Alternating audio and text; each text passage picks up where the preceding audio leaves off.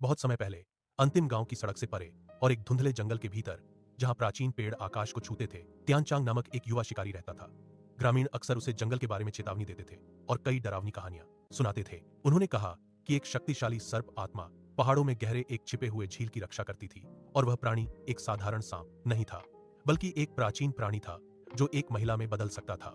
कुछ मानते थे कि वह यात्रियों को उनकी मृत्यु की ओर ले जाती थी, जबकि अन्य मानते थे कि वह लालची मनुष्यों से जंगल की रक्षा करती थी। त्यानचांग ने ये कहानियां बचपन से सुनी थीं, लेकिन उसने कभी भी उन पर वास्तव में विश्वास नहीं किया। उसके लिए वे केवल किंवदंतियां थीं, जिनका उपयोग लोगों को खतरनाक जगहों से डराने के लिए किया जाता था। एक शरद ऋतु की सुबह, अपने पीठ पर धनुष और अपनी कमर पर एक छोटी सी चाकू के साथ त्यानचांग पहले से कहीं अधिक जंगल में गहरा चला गया। हवा ठंडी थी और गीले पत्तों और पहाड़ी पानी की गंध से भरी हुई थी। घंटों चलने के बाद उसने बहते पानी की शांत आवाज सुनी और उसका पीछा किया, जब तक कि उसने लटकती शाखाओं के एक पर्दे को एक तरफ नहीं धकेला और एक छिपे हुए साफ क्षेत्र में कदम नहीं रखा। उसके सामने एक शांत झील थी, जो इतनी शांत थी कि वह एक दर्पण की तरह दिखती थी, जो हल्के आकाश को प्रतिबिंबित करती थी। लेकिन त्यानचांग ने जल्दी ही पानी के बगल में कुछ और देखा।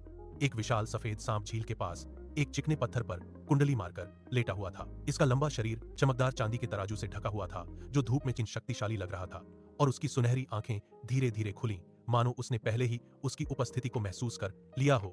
सहज रूप से त्यानचांग ने अपने धनुष की ओर हाथ बढ़ाया और जल्दी से एक तीर सांप की ओर ताना।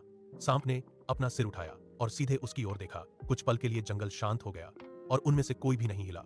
फिर अचानक एक नरम सफेद रोशनी सांप के शरीर के चारों ओर चमकने लगी। चमक उसकी पपड़ियों पर फैल गई और बहती हुई धुंध की तरह उसके चारों ओर लिपटी। त्यानचांग ने सदमे में देखा, क्योंकि विशाल सांप का शरीर धीरे धीरे हवा में उठा और चमकती रोशनी के भीतर मुड़ गया। जब प्रकाश फीका पड़ा तो सांप गायब हो गया था।